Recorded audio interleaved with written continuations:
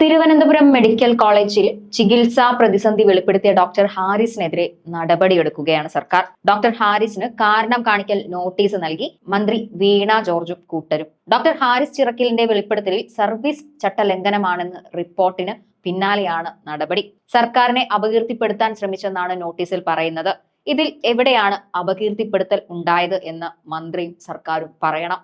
ഒരു വീഴ്ചയാണ് അദ്ദേഹം ചൂണ്ടിക്കാണിച്ചത്. അതുകൊണ്ട് ആർക്കും ഒരു നഷ്ടവും വന്നിട്ടില്ല. നിങ്ങളുടെ സിസ്റ്റത്തിന്റെ തകരാറാണ് തിരിച്ചറിഞ്ഞത്. ഡോക്ടർക്കെതിരെ കടുത്ത നടപടിയിലേക്ക് ആരോഗ്യ വകുപ്പ് കടന്നേക്കില്ല എന്നായിരുന്നു വിവരം ലഭിച്ചിരുന്നത്.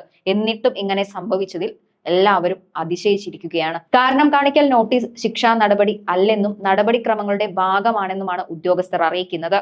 ഡോക്ടർ ഹാരിസിൽ നിന്ന് വിശദീകരണം തേടും. വിശദീകരണം തൃപ്തികരമല്ലെങ്കിൽ തുടർ നടപടികളിലേക്ക് കടക്കും എന്നാണ് ലഭിക്കുന്ന വിവരം. എന്ത് നടപടിയാണ് സർക്കാർ ഡോക്ടർ ഹാരിസിനെതിരെ എടുക്കാൻ ഉദ്ദേശിക്കുന്നത്? ഒരു വീഴ്ച ചൂണ്ടിക്കാണിച്ച ഡോക്ടർ, ഞങ്ങളുടെ ചികിത്സ ഉറപ്പുവരുത്തേണ്ട ഡോക്ടർ പ്രതിസന്ധി ചൂണ്ടിക്കാണിച്ചു.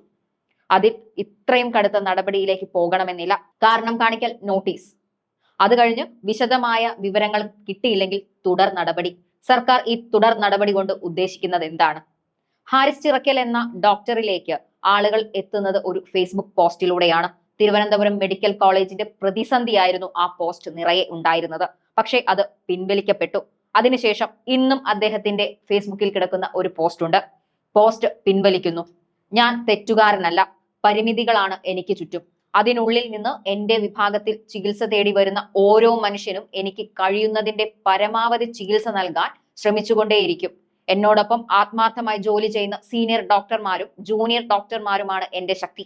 ഇന്ന് വരെ വ്യക്തിപരമായ ഒരു കാര്യത്തിനും ആരുടെയും മുന്നിൽ നട്ടെല്ല് വളയ്ക്കാത്ത ഞാൻ വകുപ്പ് മേധാവിയായ ശേഷം ഒരുപാട് പേരെ സാർ വിളിച്ചു. ഒരുപാട് മേശകളുടെ മുന്നിൽ ഓച്ചാനിച്ചു നിന്നു. ഒരുപാട് കമ്മിറ്റികൾക്ക് പോയി. ഒന്നും നടന്നില്ല. എന്റെ കുടുംബങ്ങളിലെ ഒരു പരിപാടികൾക്കും ഞാൻ ഇപ്പോൾ പോകാറില്ല. ടൂറിനോ ദൂരയാത്രയ്ക്കോ കോൺഫറൻസുകൾക്കോ ഒന്നും പോകാറില്ല. ആശുപത്രിയിൽ ഒരു വകുപ്പ് മേധാവിക്ക് രോഗികളുടെ മേൽ അത്രയ്ക്ക് ശ്രദ്ധ വേണം.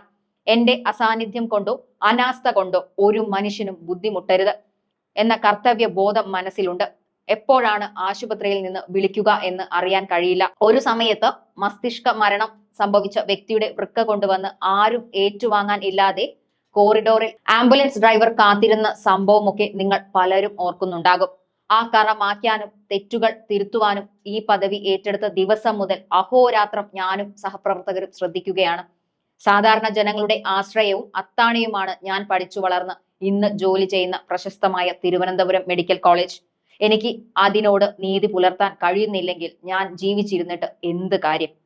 സാധാരണ ജനങ്ങൾക്ക് വേണ്ടിയാണ് അന്ന് ഡോക്ടർ ഹാരിസ് ഇങ്ങനെയും ഒരു ഫേസ്ബുക്ക് പോസ്റ്റ് കുറിച്ചത്. പക്ഷേ അദ്ദേഹത്തിനെതിരെ ഇപ്പോൾ സർക്കാർ നടപടിക്ക് നീങ്ങുകയാണ്. വീണ ജോർജിന് പറ്റിയ സിസ്റ്റം വീഴ്ചകൾ എണ്ണി എണ്ണി പറയാൻ കുട്ടികളടക്കം പഠിച്ച അവസ്ഥയാണ് കേരളത്തിലുള്ളത്. എന്നിട്ട് എന്തിനാണ് ഡോക്ടർ ഹാരിസിനെതിരെ ഉള്ള ഈ നടപടി എന്ന് സർക്കാർ വ്യക്തമാക്കണം.